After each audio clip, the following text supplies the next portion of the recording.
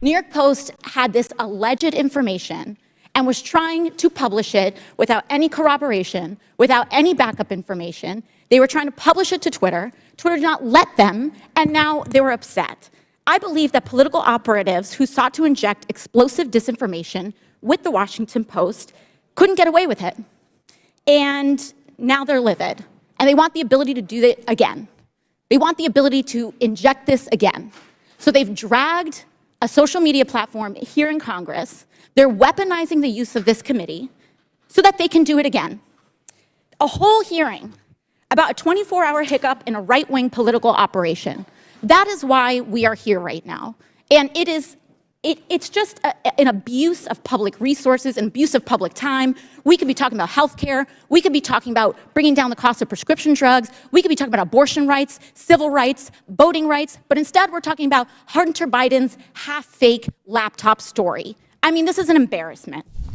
Can you explain to me why the federal government would ever have interest in communicating through JIRA, mind you, a private cloud server, with social media companies without oversight to censor American voices? I want to let you know that this is a violation of the First Amendment, and the federal government is colluding with social media companies to censor Americans. Mr. Chairman, I ask for unanimous consent to submit these graphics into record. And Mr. Roth, I'm going to refresh your memory for you.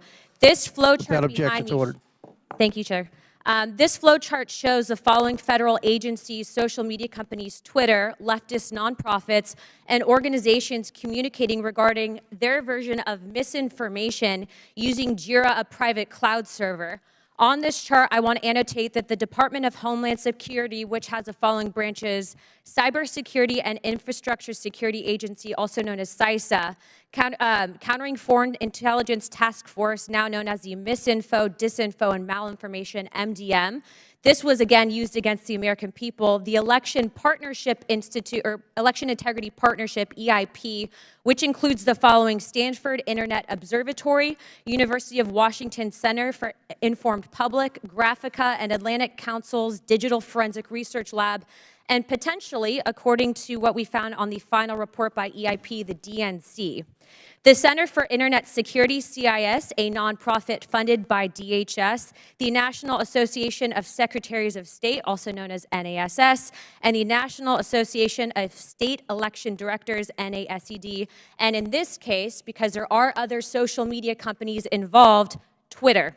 What do all of these groups, though, have in common? And I'm going to, again, refresh your memory.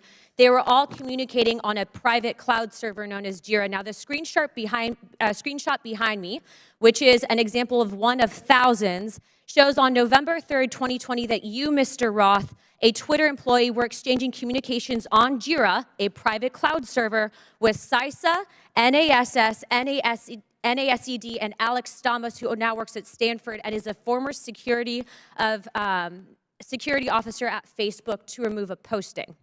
Do you now remember communicating on a private cloud server to remove a posting?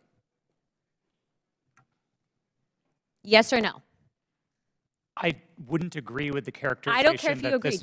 This is your stuff. Yes or no, did you communicate with a private entity, the government agency, on a private cloud server? Yes or no?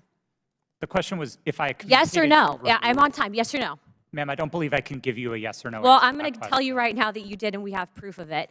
This, ladies and gentlemen, is joint action between the federal government and a private company to censor and violate the First Amendment. This is also known, and I'm so glad that there's many attorneys on this panel, joint state actors. It's highly illegal. You are all engaged in this action, and I want you to know that you will be all held accountable.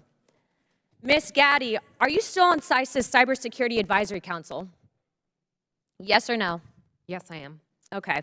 For those who have said that this is a pointless hearing, and I just want to let you guys all know, we found that Twitter was indeed communicating with the federal government to censor Americans. I'd like to remind you that this was all in place before January 6th. So to say that these mechanisms weren't in place and to make it about January 6th, I want to let you know that you guys were actually in control of all of the content, and clearly we have proof of that. Now, if you don't think that this is important to your constituents and the American people from those saying that this was a pointless hearing, I suggest you find other jobs. Chairman, I yield my time. We could be talking about abortion rights, civil rights, voting rights, but instead we're talking about Hunter Biden's half-fake laptop story. I mean, this is an embarrassment.